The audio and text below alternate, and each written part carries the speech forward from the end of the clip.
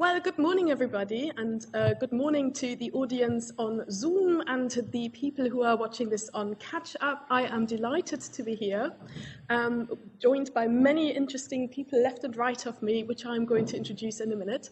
My name is Motje Wolf. I work at De Montfort University in Leicester in the UK, and as you hear on my accent, originally I am German. And we're talking today about what do children's choirs conductors need. The whole conference, the whole event was about CPD, continuing professional development, learning new things, and discovering new methods, maybe honing in on some skills. And this is about talking about what we really need in order to help our next generation of choral conductors who work with children's choirs to really succeed in their careers. We say in England, never work with children or animals. And I'm afraid we have gone wrong there. Not that we have animals in our choirs, but we definitely have children. And when we have children in our choirs, the most safest thing is they shouldn't move and they should stay still. And please don't actually make any choreography because it can only go wrong, really. And we shouldn't do that. But unfortunately, we do. And we need to think about the skills behind that. And we need to think about how we actually work with these new methods that we have available. And we do this all with a passion, with a real passion for music that we like to share with the children who are in our choirs and the audiences that come to our concerts. But the knowledge behind that is much more complex than the audience, or even maybe your colleagues in your schools, that those who teach maybe English or math, can actually appreciate. And we have different types of knowledge here. For example, we have the subject content knowledge. So we need to know about what we actually do with music. We need to have the general musical knowledge there. We have pedagogic knowledge. We need to know how to actually teach, because that's essentially what we are doing there. Somebody earlier in this event has said already that when we have people that come to a choir, they don't necessarily have singing lessons, which is very different to an orchestra, because you don't join an orchestra to learn the violin. But you do join a choir in order to learn singing, so there's a lot of pedagogic knowledge. We also need to know about curriculum knowledge, especially when you're working in a school or in a school setting. So we need to really kind of have an idea of what's required from the government, what are our statutes, what do we actually have to adhere to in order to kind of fulfill those outside aims.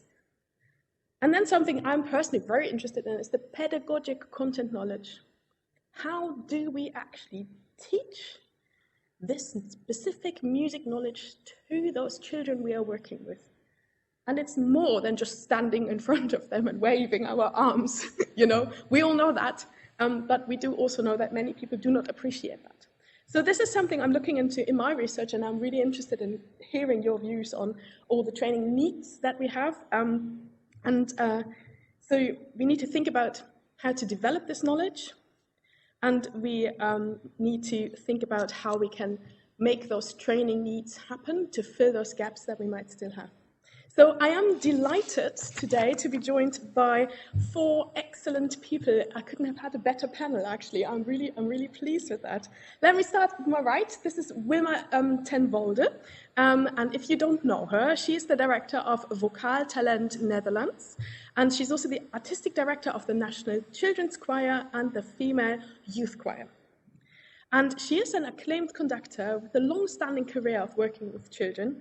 And she's also been honored for her work with children's choirs with a knighthood in the Order of Orange Nassau. Next to Wilma is Helmut Schaumberger. Helmut Schaumberger and I have a long-standing partnership going on we're working together at the EAS, the European Association of Music in Schools, where we are, and I wish there was a shorter way of saying that. There is a special focus group called Singing and Music Education, which Helmut leads, and I'm on the steering committee as well, so we have been working for a long time. If he doesn't do that, he also works for Gustav Mahler Privat University in Klagenfurt in Austria, and before that he was at the Mozarteum in Salzburg. He is the national coordinator for the EAS for Austria. He also is really interested in children's choirs and has, not so recently, but fairly recently completed his doctoral thesis on what do children's choir conductors need, and has done a very interesting study on that, so I'm looking forward to that. on my right, left for you, the right, that one, over there, this is Claudia Franzen, and she's the conductor of the Children and Youth Choir of the Limburgse School in Beek and Maastricht. And I've done it with the pronunciation, yes. And I have not practiced that. She's also an expert in Kodai, and so brings a different perspective into this, and has worked at a primary school, so I'm sure you can understand all these things of not being understood by your teacher colleagues, of how special knowledge is for music teachers. And then right on my left is Carlo Pavese, who's from Italy, from Turin, and he's probably known to everybody here, but I still say it because he's the former president of the board of the European Choral Association, and before that he was the vice president, so moved up the ladder. And he is a composer and a choral conductor, works especially with children choirs, so very fitting. And he has conducted the National Youth Choir in Italy and is teaches choral practice and conducting at Piacenza Conservatory in Italy. Now, enough of this now.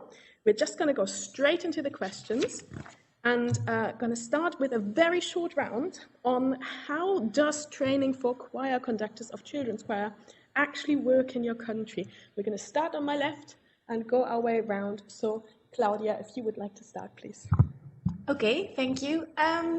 Well, there are a couple of trainings possibilities in the Netherlands, actually, because you can follow a teacher training program in music education and then you're leading a choir, or you're doing a bachelor in choir conductor or a master.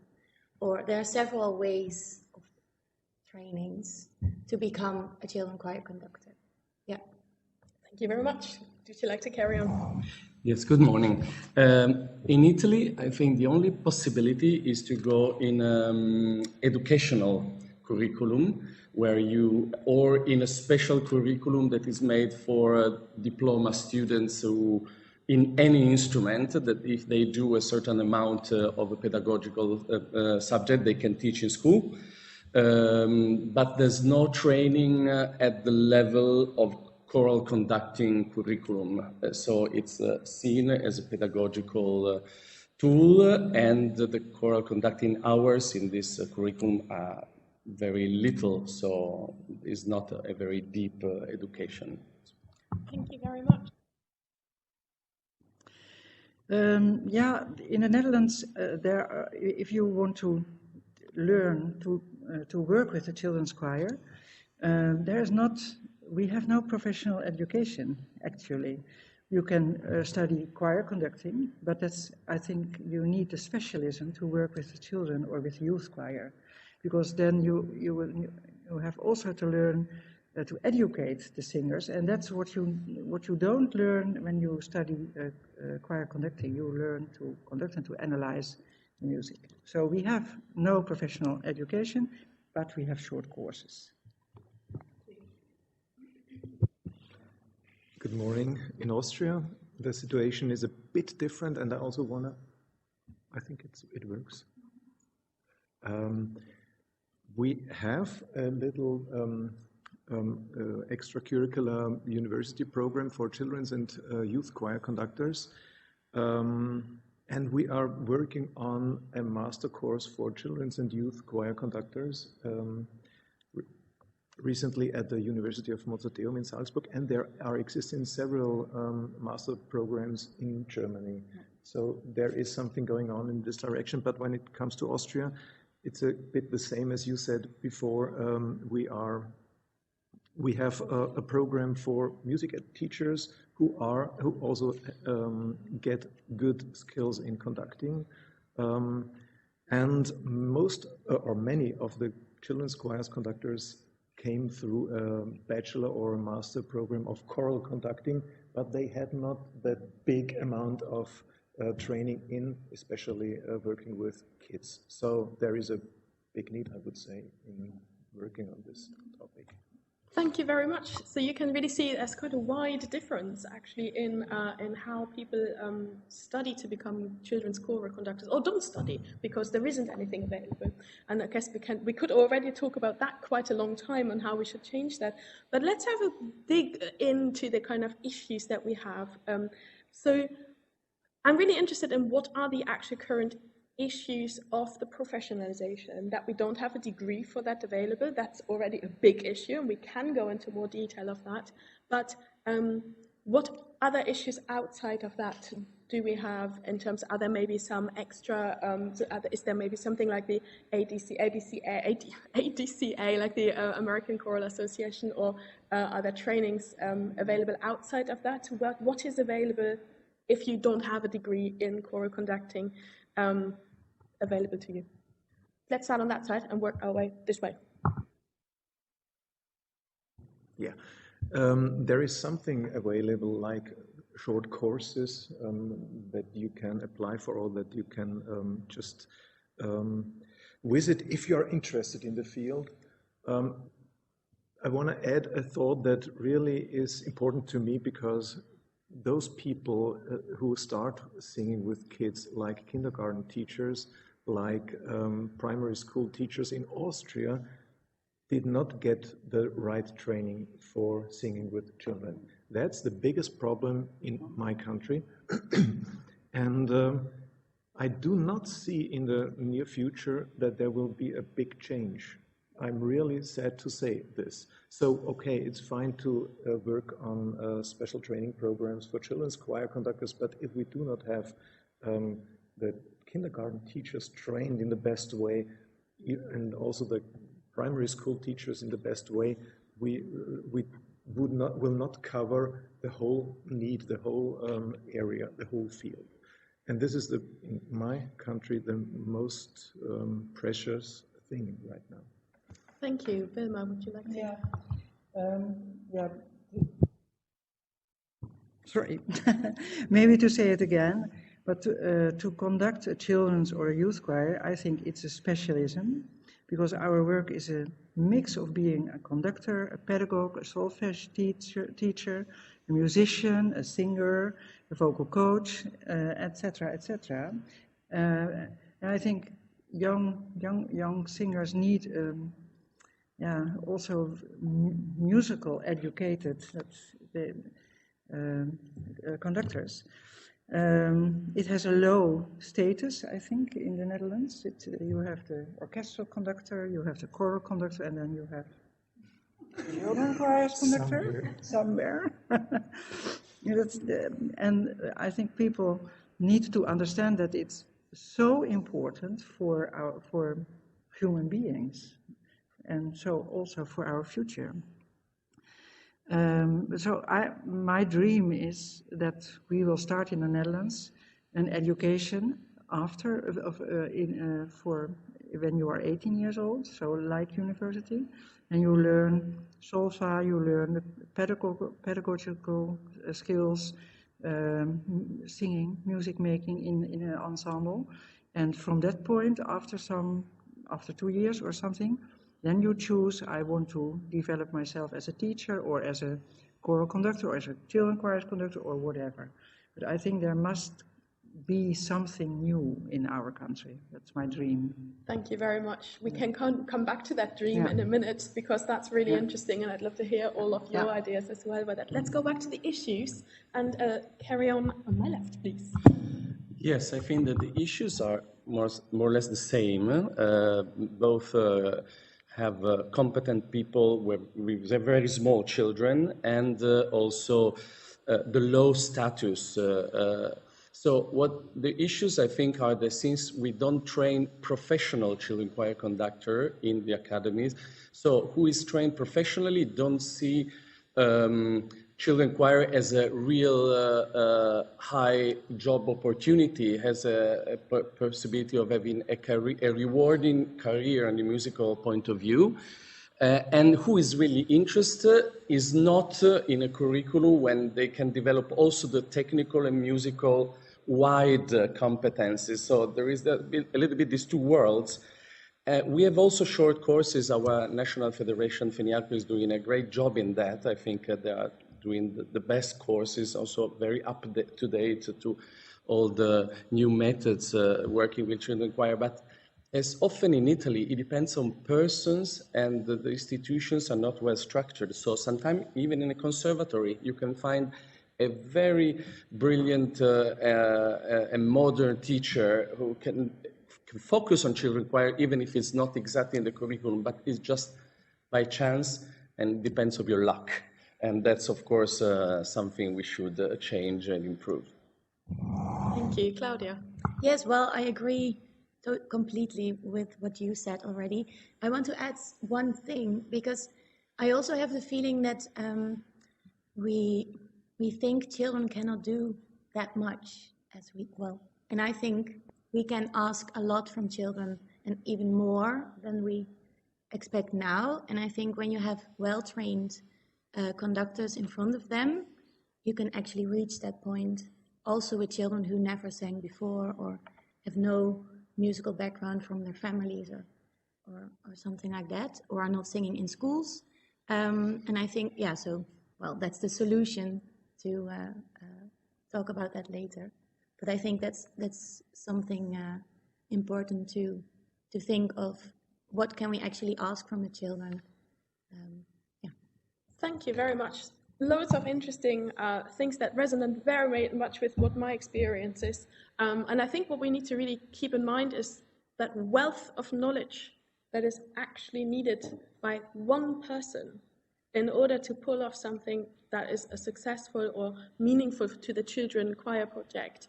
And so you mentioned all the different roles a choral conductor has who works with children. I mean, I'd like to add to that as well. There's also the role of kind of, a pastoral role of kind of looking after these children, because they tell you all things, And there's the role of being enthusiastic about the music and teaching them that the music is not just, singing in box standard harmony, but it is actually far more. And we saw that very much in the concert, very well done in the concert, in the opening concert of this.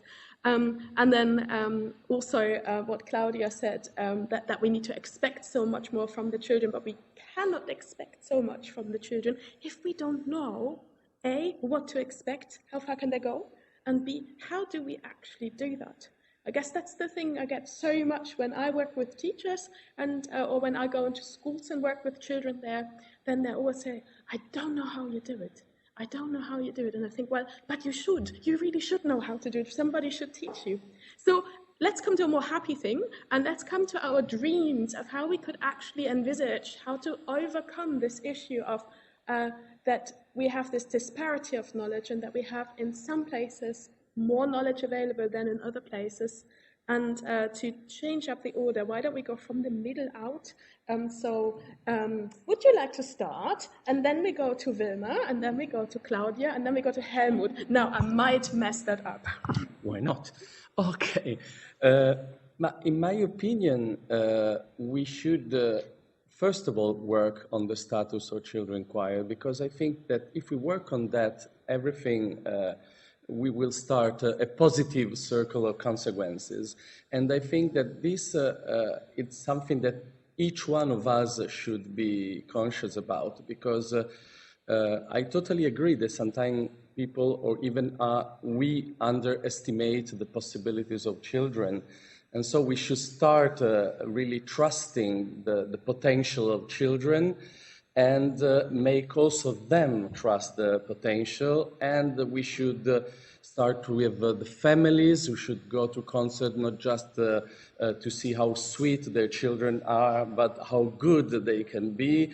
And the audience should not see children concert like a school essay, but a really moment of art and communication at a high level, even in the most simple situation. To treat them as young, small musicians. I think it would be important. And concert societies should invite the best children choir to perform in their seasons and give good example and get the status higher, I think. And then, of course, we need to go to educational institutions, and they also improve their curricula. But I think that if for a young conductor to conduct a children choir would become really a possibility of express themselves and make music together at a higher level, if they trust that this is possible, understand how great possibility children can give you, that sometimes are even higher than grown-ups because they can give you everything if you just know how to do. Of course, this is an important point. I think that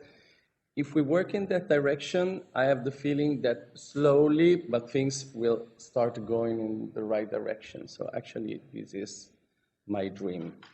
Thank you very much. Wilma.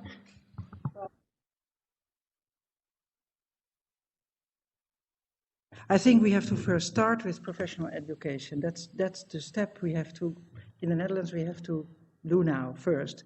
Because with the Netherlands Children's Choir, for instance, it exists now 33 years, and we did over, I think, 90 different productions.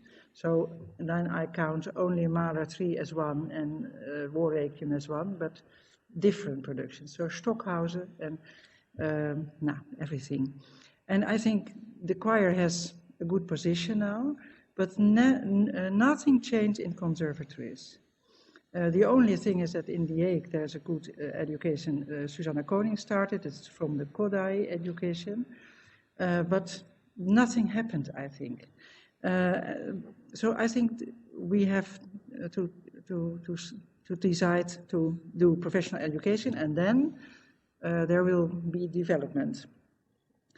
Even in other countries, I was inspired by, for my work, to start as a children's choir conductor by listening to the St. John's College Choir and to the Wiener Sängerknaben. Both choirs were in the Netherlands many years ago, and I studied choral conducting and musicology, and I listened to the choirs and I thought, oh, this is possible.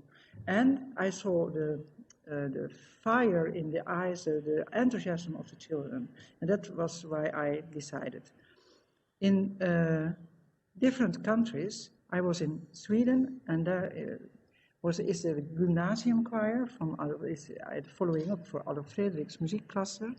And that's, if you are in that school, there is a chamber choir. It's very high level. They're going to school and they have education in choral singing. It's a classical choir. It's fantastic. And I saw in Hungary different traditions and fantastic education. And so there are different things, but now I think we have to decide. Start with professional education. Thank you very much. Claudia. Yes, well, I partly agree with you, Wilma, that we have to change something in our education for professionals. But I also think that we have to think a little bit bigger, because there is now kind of a gap in our in a generation of 30 years that has had no music education in primary schools. Mm-hmm. And these people are now the parents of our children, and they're not singing at home with them. And I think that is a big loss. So I think we have to educate the primary teachers to sing more with the children as well, and to bring music in their life through the day. So that's part next to the professional training, of course, of conductors. Mm-hmm. And I think we can also maybe find a way of combining, because there's a bachelor's education program for music education, and conducting is part of it, but it's very, very small, and I think there should be a connection with the bachelor choir conducting, and maybe they can exchange their knowledge, and the teachers can teach both maybe to start with. So I think, that might work. I don't know. Yeah, I hope. Thank you very much. Helmut next, and after that we have a bit of time to open up the discussion on the panel. So if you wanted to respond to each other, you can. And then we have another round of questions here. And after that, we're going to open up as well for the audience here and on Zoom. So if you have any questions that are in your mind, it might be worth writing them down already, and you will have the chance to ask them. But before, let's have Helmut, and then you can respond to each other. Thanks for all these keywords right now. So we have to go deeper. When we talk about professionalization, we have to discuss in which direction? Is it going into, like what you said, conducting a choir, like there will be an East Children's Choir or your choir, or is it a community choir or whatever choir?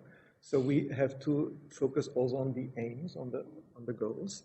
You were talking of this school choir, high school choir in, was it Sweden? Yeah, Stockholm. Mm-hmm. For me as a music teacher, former music teacher, I think the core of everything should be in schools.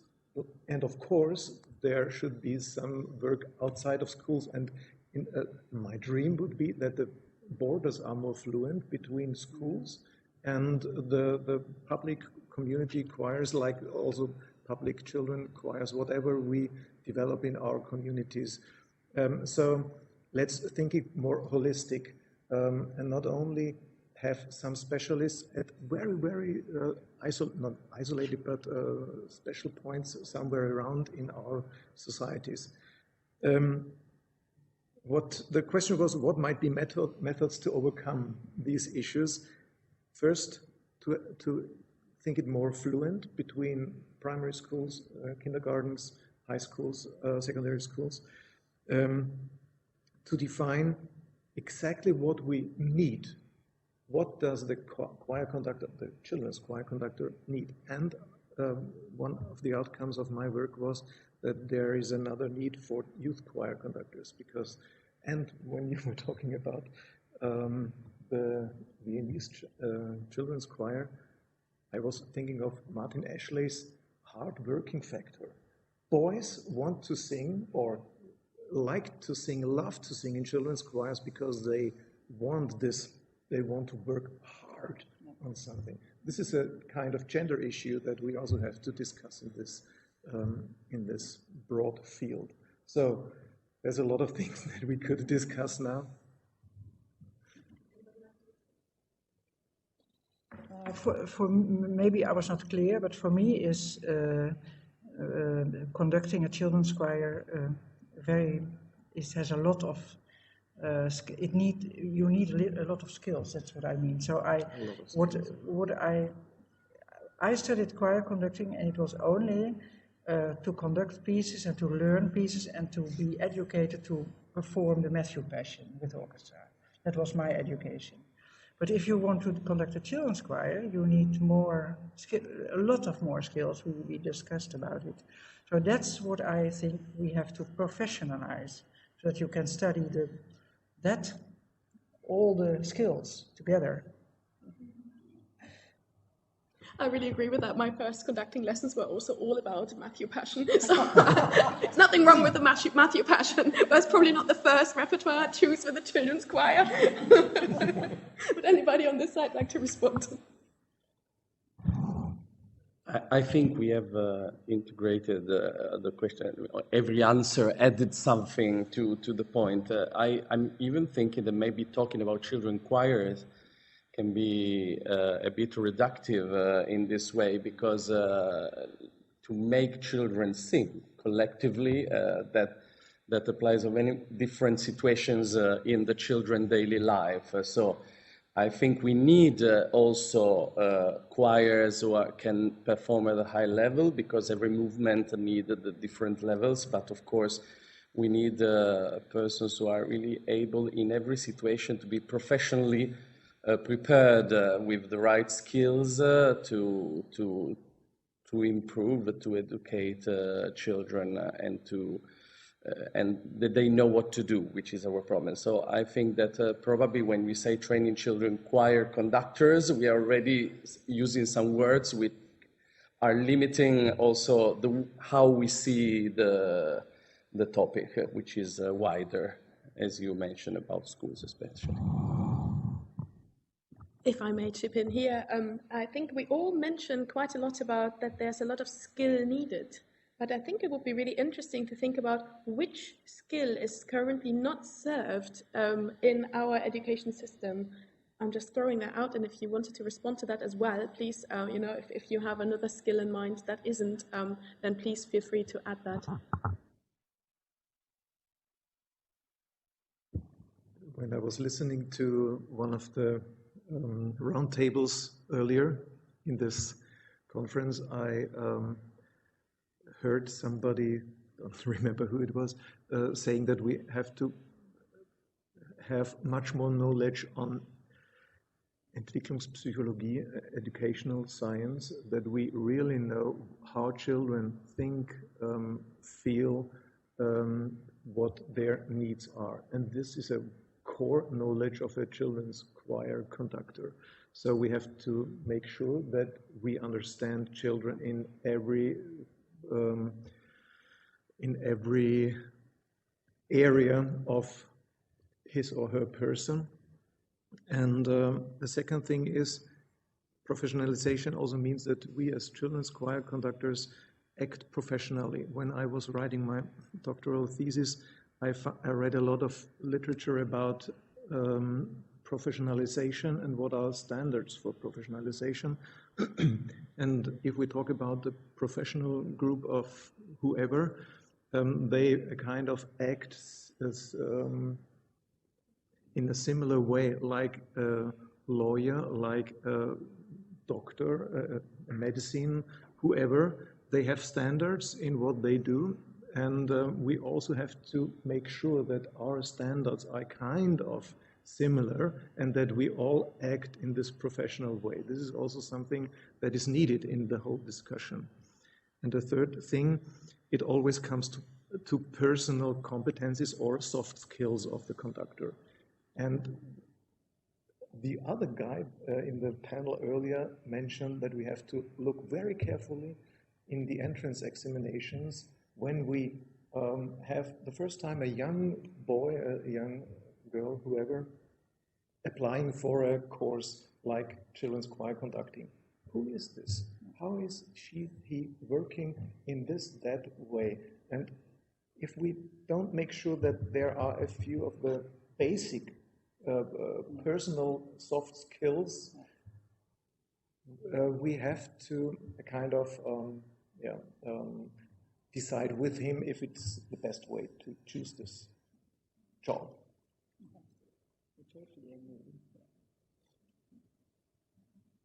Any response from you? Any other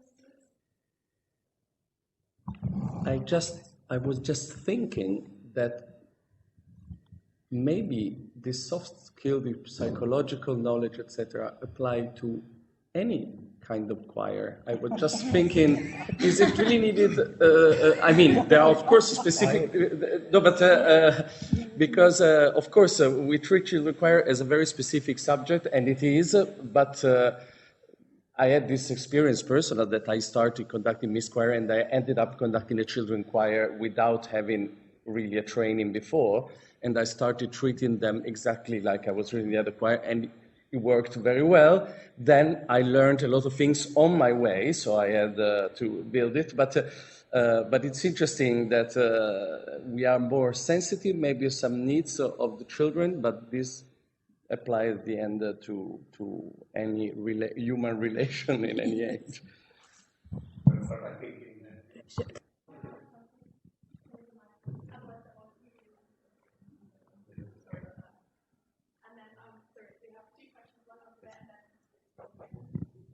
But I think that just in children education, there is more sensitivity and feeling needed. You can do much more damage, and also in the positive way, much more than when you educate adult choir. Thank you for that. And another question from the floor. Yeah, it's not a question, in fact. I think we have to plant a seed for singing when the children are 0 to 4.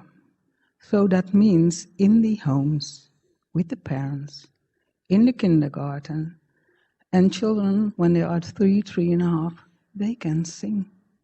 They sing all day long. And then they come into the primary school, and then they find a teacher who just uses the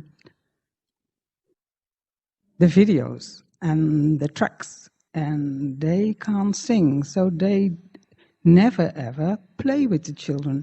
They don't sing in tune, so that's the big problem.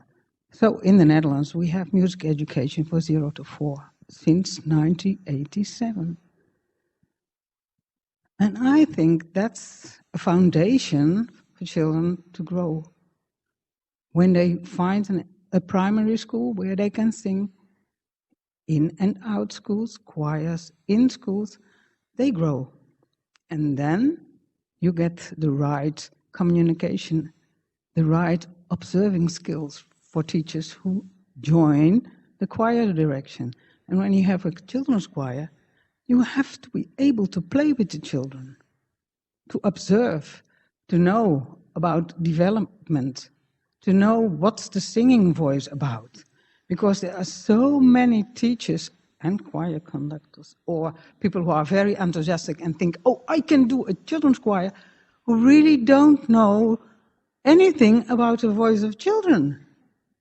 And I'm flabbergasted then. I see somebody with a children's choir, 18 children in very nice t-shirts. And when I hear them singing, I think, oh my God, no, this is not singing. There's a track somewhere there, and children don't know the text. They are not in tune. It's horrible. I would still like to pull a plug for those people who stand up and try to put those projects on. And I think what our task is really to kind of give them the knowledge that they need in order for improving that. And we should definitely not accept the level that's out there. I'm always for improving the level, but I think those people who stand up and put the group of children together and have to work with the backing track because that's what they're able to do, they need to know that there is support there, that we actually, as choir conductors, as music educators, that we actually support them on the way, and that there are organizations, for example, the music hubs in England or Sing Up, or other organizations in other countries that are actually available to them. But thank you very much for your contribution. So before children join the choir, there's a whole project before. Absolutely. And I think we have to be aware of that and put our best future children choirs conductor there, because there's the start. Excellent. I would May I like respond to yes. that? That brings an idea into an idea comes to my mind. The professional children's choir conductor training should go with the parents. I mean, parents should be trained a kind of singing teachers when they have, I don't know, is there any country in Europe where you have to make a parent's license? I heard something. Didn't you ever, there was a discussion in Austria. Before you get your first child, you have to, yeah, really. Like you have, that you include something about singing in this context, really.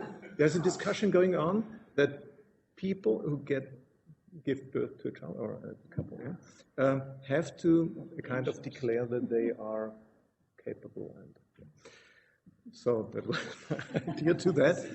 And the second idea, thank you very much for your thoughts. Motje, please help me with my weak English. In German language, we divide between singen and Gesang. Singing, like doing whatever we do with voice in different, and Gesang, this is the kind of, no, it's not. That's the kind of singing? that has the artistic background. So when it comes to singing with children, do we think of something like in a community choir, like engaging everyone who is singing? Then in this direction, I also would say it's not the baddest thing that to have a group of children singing also how you described it, because they are singing in a bad way, but still they are singing. And if it comes to some professional or artistic kind of singing, we of course have to define other standards. In German language, we really differentiate between singing, like na na na na na, whatever, and the performing way of singing. It's really interesting because I wonder if this distinction actually even works, because one doesn't work without the other. And while one might be the kind of, the development of where that's going, isn't that coming back to what you said, and what you said, sorry, Claudia, about how much do we actually expect from the children we're working with? I am always expecting that my children can go to the kind of Gesang bit, to the actual artistic singing, because they're artists in themselves. It's just that we have to unlock this, and then coming back to the skills of how to do that. Anybody else want to respond to all of these points on the panel? Well, I like to add something, maybe something else, but I also think we might have to go to the government and to sing with them. Because I also feel that, a couple of colleagues who are also conducting children choirs are always doing it next to another job. And it takes so much time, actually, to organize the whole choir, the repertoire, to program the community with the parents, with the board, all these kind of things. And it's more like a freelance-based job next to your full-time job as something else. And it would be so much better if there's more funding for a longer time, not for just one project from the government, to focus on singing. And then you can go to schools, and then you can actually train the teachers in the schools, or inspire them, and inspire the parents. Maybe you can organize a parents' evening with singing or something, I don't know.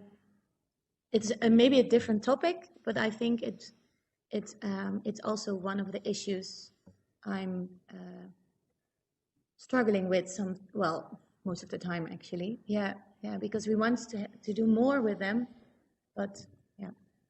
I so agree with you. Somebody said to me once, so you want to have a school choir, so that's the difficult thing would be to get all the children in one space.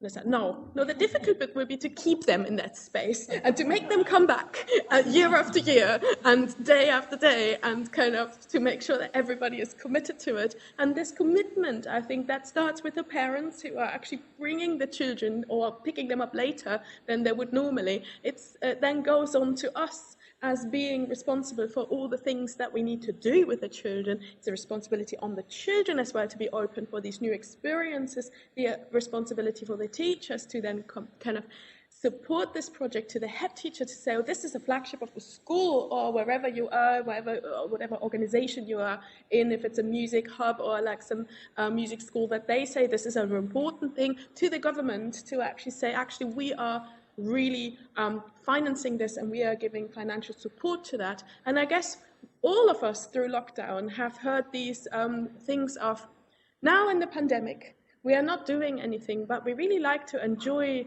Netflix, and we like to go on Spotify, and we're listening to all these YouTube videos. And where do they come from? Well, they come from musicians. All of the musicians have been part of the production of that. So we know that the arts is really important, and we do also know that no matter where we are throughout Europe, the cuts are everywhere. I've heard this throughout the whole event when I talk to people, like, we used to have money. Following the pandemic, we don't have any money. This has been something that's been quite a problem. And actually, if that's of interest for the panel, we could spend a few minutes on talking about what actually is available in terms of official support from governmental side. In the UK, we have just had a new policy released about the National Music Plan for Education, where they actually say we have to have one lesson of music per week, and every child has to have the ability, possibility to sing. But they never say how we should actually do that, and then put that responsibility onto the music hubs to actually develop these strategies. How is that in other countries? Shall we start with you? I think that we had an important statement at the government level that every school should have a choir, but then they didn't really put money and a structure in this. So it's not really happening, but it's good that they said that it should be like that, because anyway, it's a first step. I think that the problem is the education of the people making music in school. Coming back to the first point, So I think that sometimes the amateur world can play a role, like our federation is trying to discuss and have a relation at the ministry level to explain how you can achieve that and where you should invest money. I want to add something. Well, I work also at a teacher training program, the PABO, here in Utrecht. So we now started with a new curriculum, and the first years and the second years are now getting every week 1 hour of choir. And they get every week music lessons about also methodology and how to teach a song. But the students are very scared and they're very stressed about getting in front of the group and sing because they're not used to singing. So this choir is a good step and they are growing. And I hope we can continue it until the 4 years of their bachelor so that they actually have a backpack full of skills and knowledge. And I think it is a start to inspire the kids in school as well. But then they go to the schools and they go to sing, and then their mentor is saying, "Whoa, that's very brave of you that you are going to sing with the kids. I would not do that." So in the schools, that's the support we are actually missing there, absolutely. May I ask, sorry, which kind of teacher training is this? Is it for general primary teachers. Okay, So no primary. music education, but Very good, the general teachers. And they have additional courses to that, like music courses, or do they only have this 1 hour of singing in the teacher training program? They can choose like a 6 weeks course a module, something like that. In singing or playing the ukulele or something, but it's only 6 weeks. Mm-hmm. It's very little, yeah. Mm-hmm. Wilma, would you like to respond to this?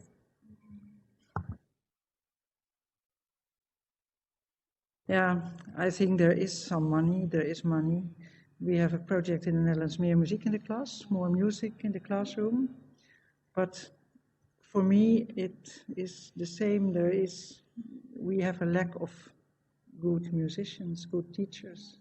It's the knowledge, isn't it, that's missing in this project as well, coming back to the original. And there is money, but nobody starts a good training.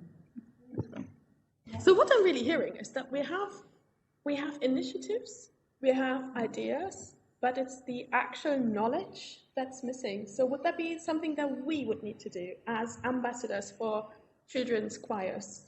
Is that something we have to go out and say, here is what we need to do, this is what we need? Can we do more of that? What would be the strategies to do that?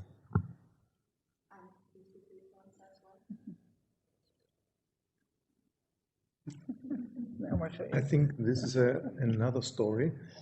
We are talking about the competences, but this is an important story.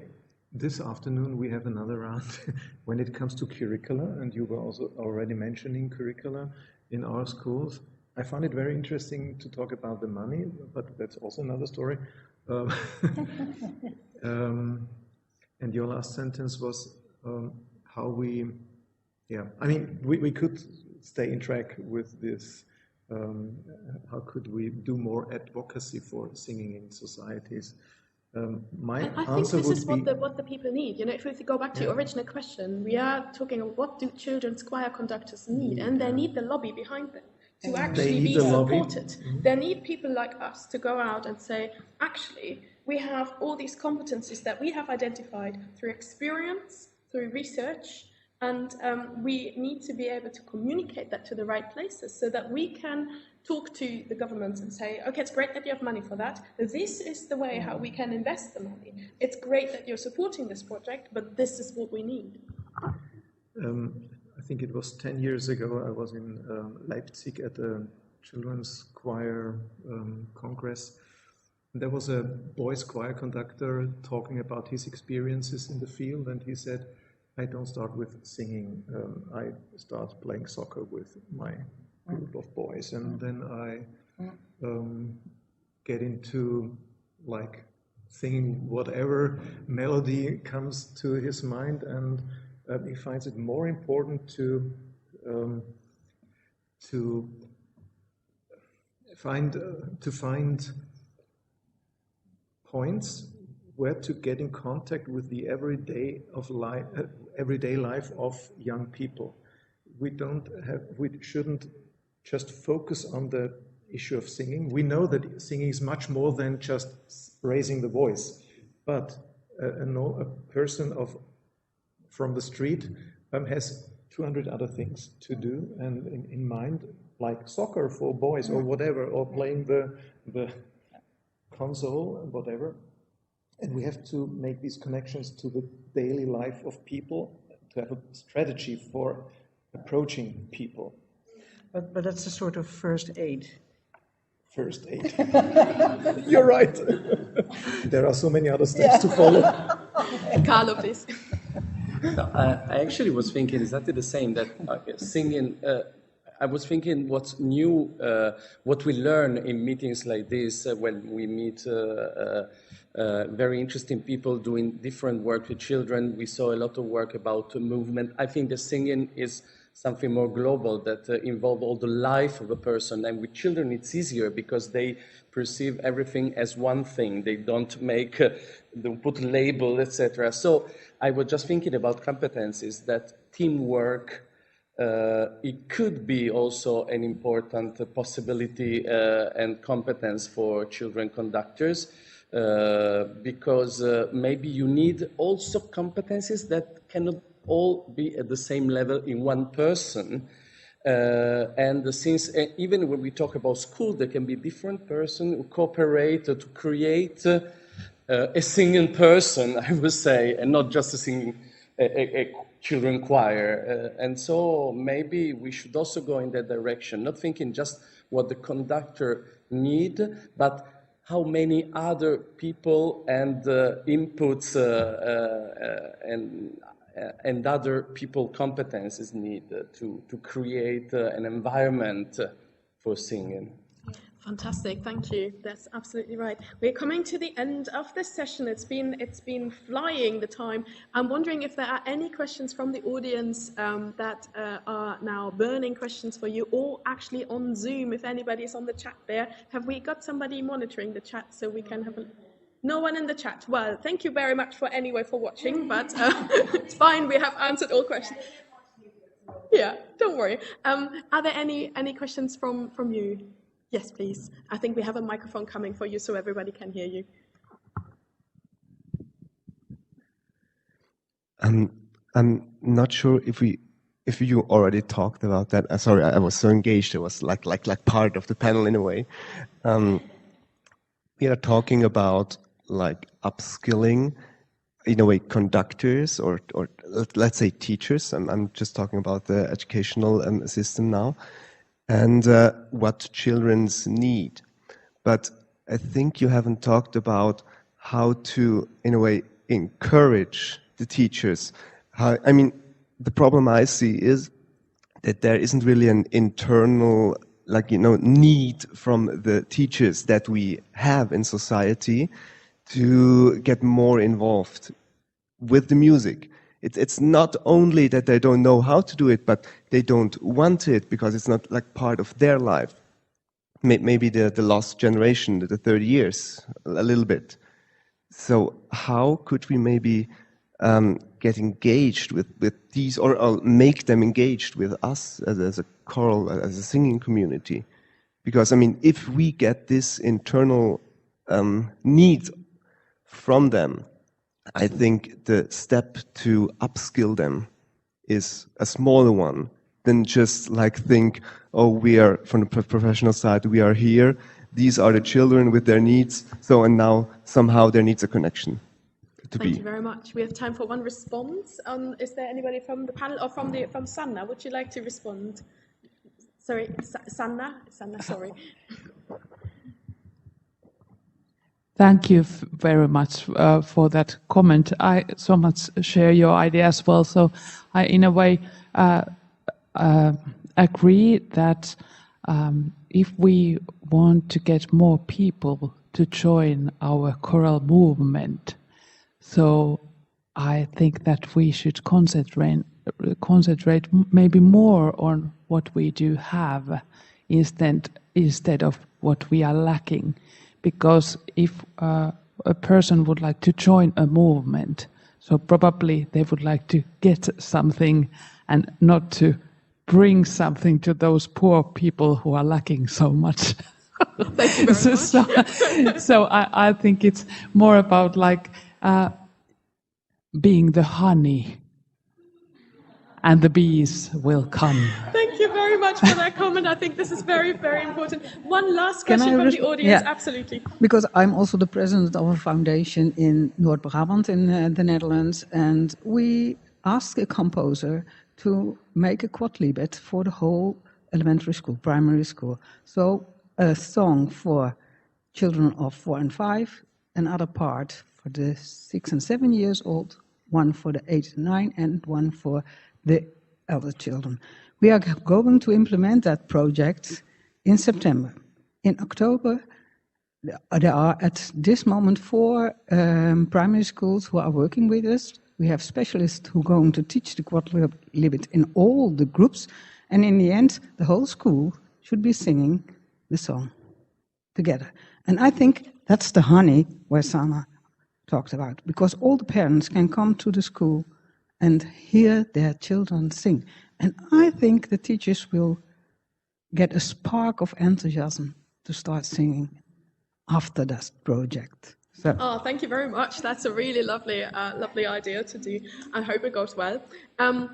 We have one tiny bit of time for a very, very last round of the panel, because we've been talking quite a lot about what's going wrong, what should we actually do in the future, but we haven't really talked about the now. So in 3 words, basically, I've asked everybody to prepare 3 top tips for present conductors of children choirs of what they can do right now in order to, well, I leave that up to you. Is it improving their choirs? Is it improving their own skills? Is it to whatever? But I'm going to start with Helmut. I'm going down the line to Claudia, and then we are wrapping up. First thing, solfège. Hear the children's voices. We have to be more with our audience, not with the singers, and a holistic approach when it comes to singing out from our schools, not only in our institutions, and also a holistic approach when it comes to the difference between singing and Gesang. Thank you. Wilma. Oh, sorry. To be of service for the singers, bringing from A to B, to see the whole human being, to recognize the talent, to give direction, to give freedom, and to cherish the passion for singing. Thank you, Carlo. To give children good musical food, and to listen to the children and the needs and the motivation, and then use your pedagogy as a tool. Because sometimes I think it goes a little bit vice versa, but I think it has to come as a tool when you are really connected with the persons. And learn more than what you think you need for your work. If it does make sense. Wow. Well, never stop spreading the honey and start with what is already there. Keep on developing yourself and go out of your own bubble, because it's kind of an island being with your choir, and go to see other choirs and maybe organize events together, and trust yourself. You're doing great. Fantastic. Thank you so much. We've had some wonderful discussions here. We've had some wonderful discussions on the panel, but also with you out there. And I hope those people who are on catch-up will have wonderful discussions about this with other people. Can I thank the panel just a lot? Please do give them a big applause.